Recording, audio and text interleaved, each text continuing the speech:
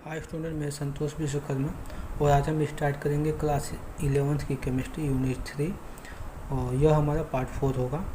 और आज का टॉपिक होगा आयोनाइजेशन एंथैल्पी और आयोनाइजेशन पोटेंशियल। इसके पहले हम पढ़े थे इलेक्ट्रॉन गेन एंथैल्पी इसके प्रीवियस पार्ट में, यानी कि पार्ट 3 में। यानी कि अगर पूरा देखा जाए तो ये हमारा 4th नंबर का टॉपिक है। यानी कि जो पहला टॉपिक था हमने सबसे पहले पढ़े थे कि periodic trends in physical properties, उसमें हमने एटॉमिक रेडियस सबसे पहले पढ़ा था और दूसरा हमने आयनिक रेडियस पढ़ा था। तीसरा हमने पार्ट 3 में देखे थे इलेक्ट्रॉन गेन एंथैल्पी और पार्ट 4 में हम देख रहे हैं आयोनाइजेशन एंथैल्पी, यानी कि ये 4th नंबर का है। Ionisation enthalpy of ionization potential. ये होता क्या है? आयोनाइजेशन मतलब होता है आयन में चेंज करना। आयोनाइजेशन नाम से ही है, आयोनाइजेशन मतलब आयन में चेंज करना। एंथैल्पी मतलब होता है एनर्जी।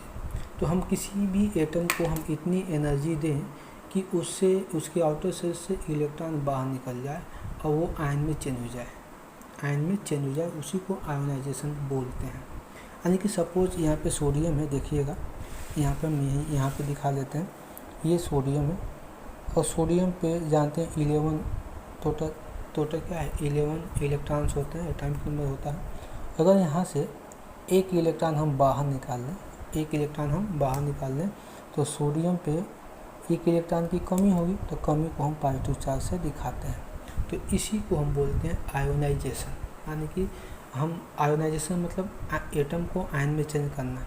एंथैल्पी मतलब होती है एनर्जी, यानी कि किसी भी हम न्यूट्रल एलिमेंट को हम इतनी एनर्जी दें कि उससे उसके आउटर सेल से 1 और मोर इलेक्ट्रॉन बाहर निकल जाए और वह एटम क्या हो जाए, आयोनाइज हो जाए। तो इसी को हम आयोनाइजेशन एंथैल्पी या आयोनाइजेशन पोटेंशियल बोलते हैं। तो इसको हम इजीली हम डिफाइन कर सकते हैं। देखिएगा, जो आयोनाइजेशन एंथैल्पी ऑफ एटम या मॉलिक्यूल का मतलब होता है the energy need to remove an electron from outer most shell of an atom. यानी किसी भी एटम से इलेक्ट्रॉन को बाहर निकालने के लिए जितनी रिक्वायरमेंट एनर्जी होती है उसी को हम आयोनाइजेशन एंथैल्पी या आयोनाइजेशन पोटेंशियल बोलते हैं। आई होप आपको समझ में आया होगा। लार्ज एटम मतलब जिस एटम की साइज लार्ज हो। लार्ज एटम का मतलब ये हुआ कि जिस एटम की साइज लार्ज, यानी कि जिसका रेडियस ज़्यादा हो, बड़ा हो। तो large atom required low ionisation enthalpy while small atom required high ionisation enthalpy. यहाँ देख लेंगे कि जिस एटम का साइज सबसे ज़्यादा लार्ज होगा, यानी कि उसकी आयोनाइजेशन एंथैल्पी सबसे लो होगी। यानी कि जो बड़ा एटम होगा वहाँ से इलेक्ट्रॉन निकालना इजी होगा, हमें वहाँ से इलेक्ट्रॉन निकालना हमारा इजी होगा, क्योंकि उसको हम कम एनर्जी देंगे, यानी कि कम ही एनर्जी देंगे और इलेक्ट्रॉन वहाँ से रिमूव हो जाएगा।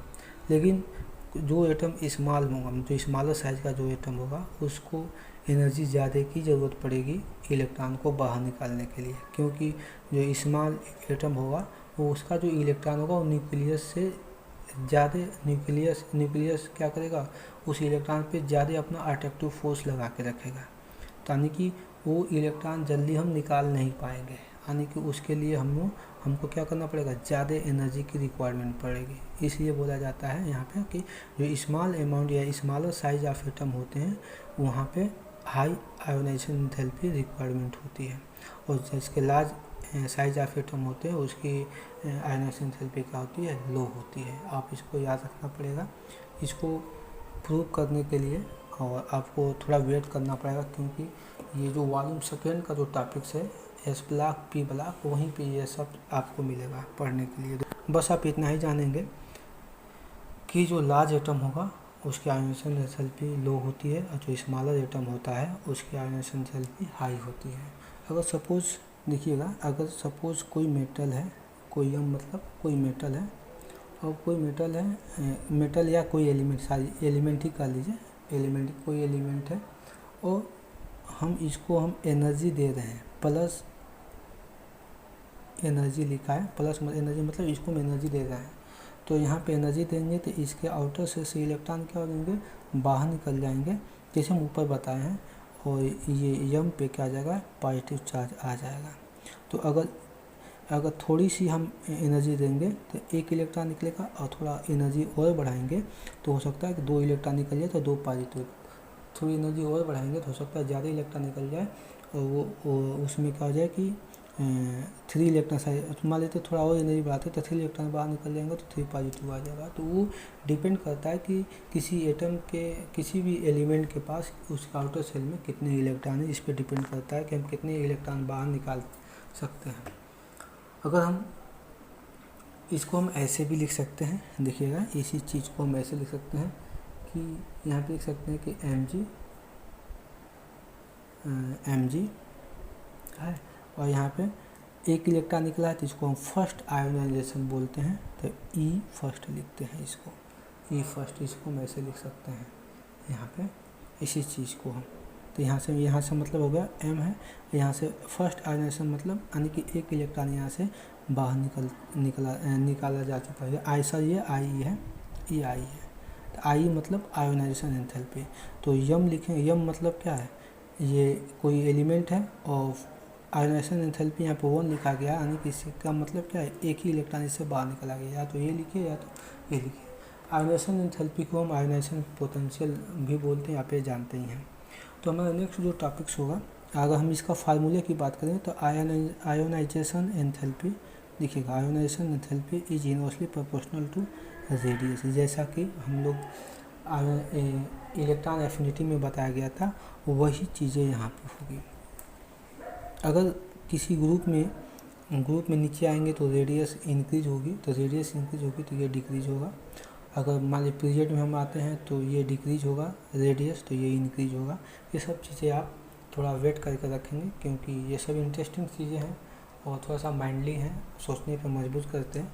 ये आपको वॉल्यूम सेकेंड में ही पढ़ने को मिलेंगे, तब तक के लिए आपको वेट करना पड़ेगा। हमारा जो 5वां जो टॉपिक्स है ये होगा हमारा इलेक्ट्रोनिगेटिविटी।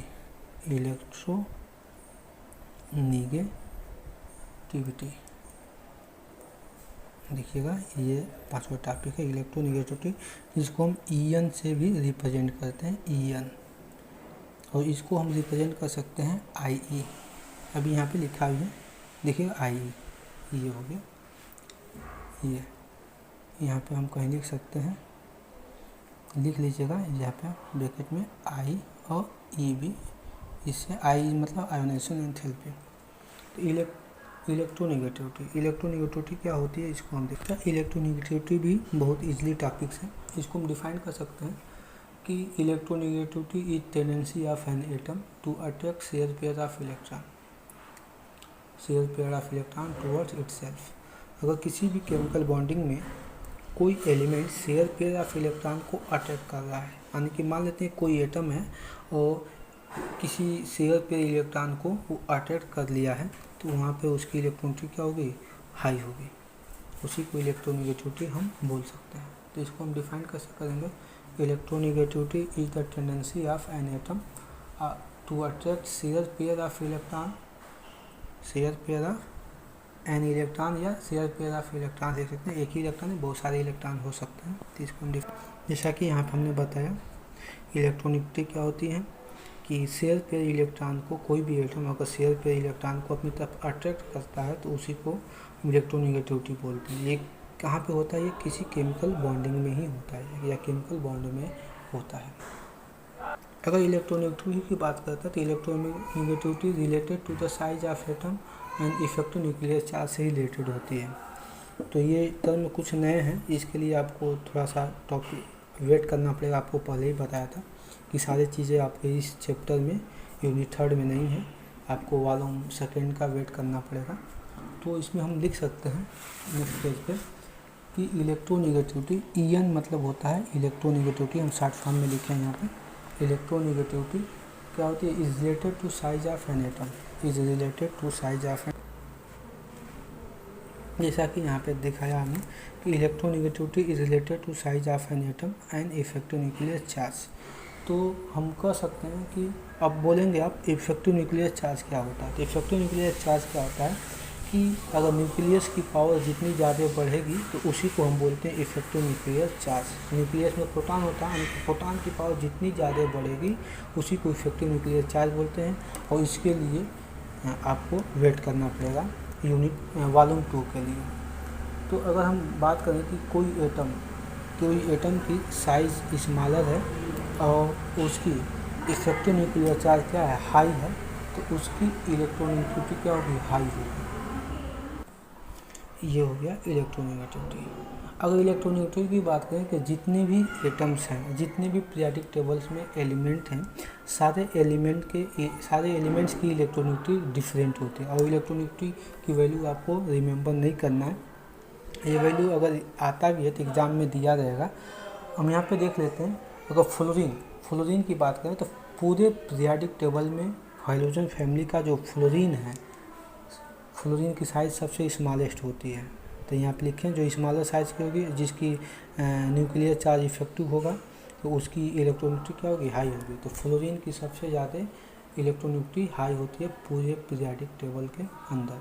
तो लिख सकते हैं कि fluorine having high electronegative element in periodic due to smaller size, fluorine having high electronegativity in whole periodic table, ये होता है।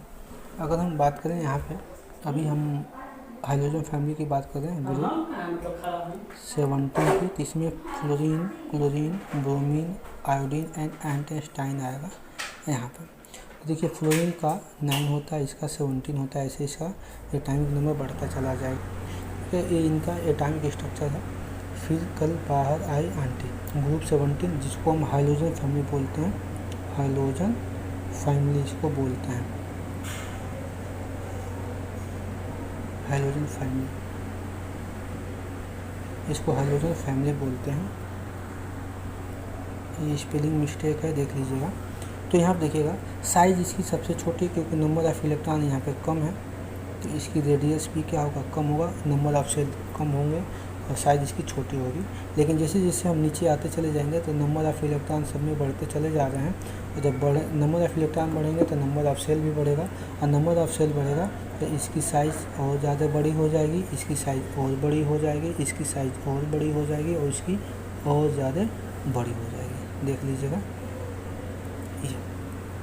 तो जब साइज़ बड़ी होगी तो इनका रेडियस भी बड़ा होगा। देखिए ये रेडियस, यहाँ पे रेडियस, यहाँ पे, तो सबसे छोटा रेडियस फ्लोरीन की है। तो अब जानते हैं कि electronegativity is inversely proportional to 1/r, यानी कि एटॉमिक रेडियस। आर मतलब एटॉमिक रेडियस। जब हम ऊपर से नीचे आते हैं किसी भी ग्रुप में तो एटॉमिक रेडियस देखिए इंक्रीज करता है, यानी कि ये इंक्रीज करेगा किसी ग्रुप में, यानी कि डाउन द ग्रुप, यहाँ लिख सकते हैं डाउन द ग्रुप, यानी कि अप टू डाउन भी लिख सकते हैं। ग्रुप इन 17, ग्रुप 17 लिख लीजिए सीधे सीधे, ज़्यादा ब्राड करने की जरूरत नहीं है। तो जब हम ग्रुप 17 में अप टू डाउन आते हैं तो एटॉमिक रेडियस इंक्रीज होगा। जब ये इंक्रीज होगा तो ये क्या होगा, डिक्रीज होगा। नीचे का मतलब डिक्रीज होगा, ये डिक्रीज हो जाएगा। तो इसका एटॉमिक रेडियस सबसे बड़ा है एंटीस्टाइन का, तो इलेक्ट्रोनेगेटिविटी इसकी सबसे कम होगी, क्योंकि साइज़ बढ़ेगा तो ये कम होगा। और सबसे साइज़ छोटा क्या है, इसका है फ्लोरीन की। जब साइज़ छोटी होगी तो फ्लोरीन क्या होगा, फ्लोरीन की इलेक्ट्रोनेगेटिविटी सबसे ज़्यादा होगी। इसीलिए क्या होता है कि due to smaller size of fluorine, electronegativity of fluorine is very high in periodic table, ये होता है। तो आज का टॉपिक हमारा यहीं पे समाप्त होता है। इलेक्ट्रोनेगेटिविटी की कुछ वैल्यूज़ होती हैं, वो वैल्यूज़ आपको याद नहीं करनी है, आप अपना बुक में चेक कर लेंगे। बुक में बहुत सारी इलेक्ट्रोनेगेटिविटी की वैल्यू दिया है, तो वैल्यू आपको रिमेंबर करने की ज़रूरत नहीं है। जहाँ पे हमें ज़रूरत पड़ेगा वो वैल्यू हम उसको लिख के पढ़ेंगे, और अगर क्वेश्चंस में कहीं आते हैं तो आपको गिवन रहेंगे, दिए रहेंगे पहले से। तो thanks for watching my this video. Next video में हम नेक्स्ट टॉपिक की बात करेंगे, क्योंकि ये जो चैप्टर है ये थोड़ा छोटा चैप्टर है। तो नेक्स्ट वीडियो में हम नेक्स्ट टॉपिक की बात करेंगे। Thanks for watching my this video.